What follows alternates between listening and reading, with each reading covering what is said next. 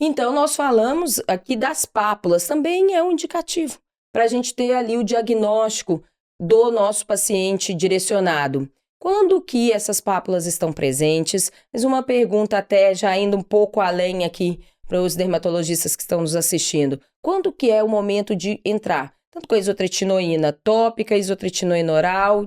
Diga, cara. Eu acho que as pápulas, elas são extremamente difíceis da gente tratar, porque a gente suspende o tratamento, elas retornam, porque estão diretamente ligadas com a fisiopatologia da doença, né? Então, a gente vê essa atrofia da pele, com a atrofia da pele a gente tem a evidência maior dessas glândulas e aí acaba gerando essa irregularidade na pele. E é uma queixa muito frequente dos pacientes.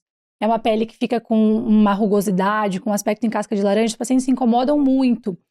Então, eu geralmente já entro com o tratamento inicial. Um grande desafio é, paciente em uso de doxiciclina, entrar com isotretinoína oral. Eu acho que isso é um dos grandes desafios da gente tratar. Aliar o tratamento anti-inflamatório para o couro cabeludo com o tratamento anti-inflamatório para a pele. Lembrando que a gente tem vários anti-inflamatórios para o couro cabeludo, a gente não tem nenhum estudo que faça ali a comparação de qual é o melhor, né, e como nos guiar nesse tratamento. E muitas vezes a gente se vê num beco sem saída, né? Então, o paciente, não pode usar hidroxicloroquina, por exemplo, porque tem líquen plano pigmentoso e pode acabar piorando, pode pigmentar mais. E aí eu tô usando doxiciclina como um anti-inflamatório, mas eu preciso da isotretinoína para as pápulas. Então, eu sempre explico isso para o paciente. Por que eu não posso associar um remédio com o outro?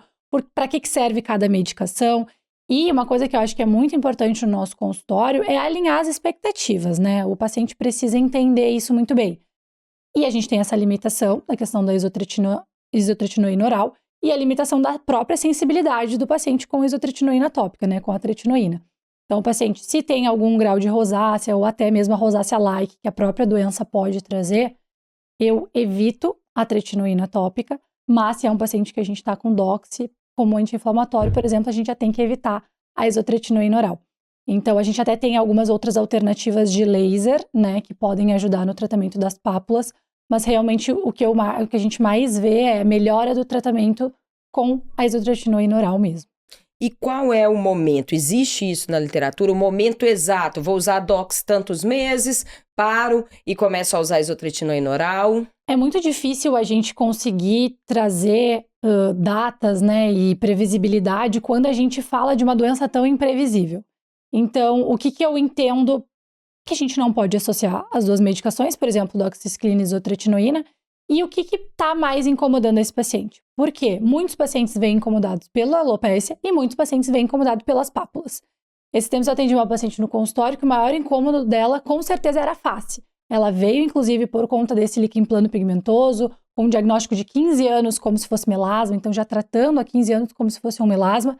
Era um líquen plano pigmentoso, era uma alopécia frontal fibrosante já bem evoluída e com pápulas na face. A gente explicou para ela as condições, uma paciente de fototipo alto, com líquen plano pigmentoso, contraindicação à hidroxicloroquina.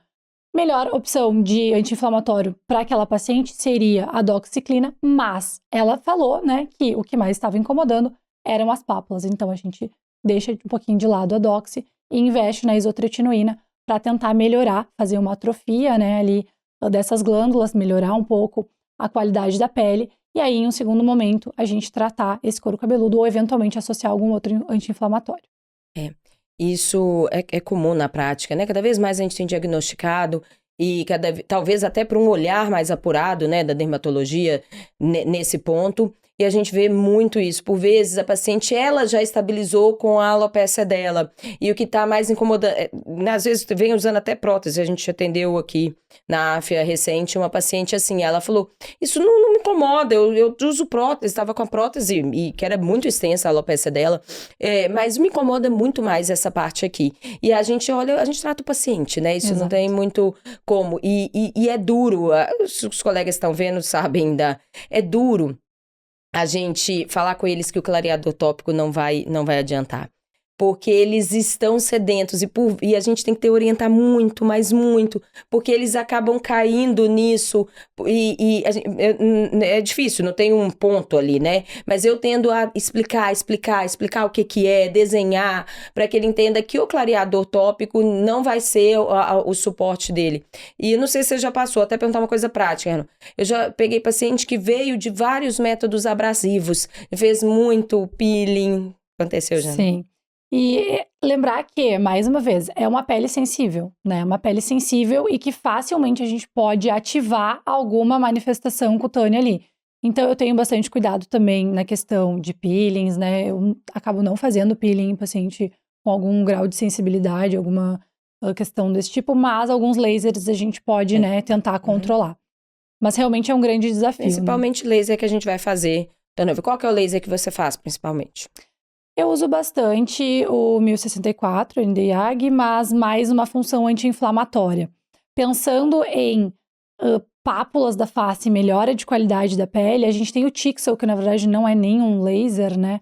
É uma tecnologia um pouquinho nova, que tem alguns resultados bons. Eu tenho indicado para alguns pacientes que têm uma irregularidade maior na face. Eu não tenho ele em consultório, acabo não fazendo, mas eu encaminho para uma profissional que faz e faz muito bem.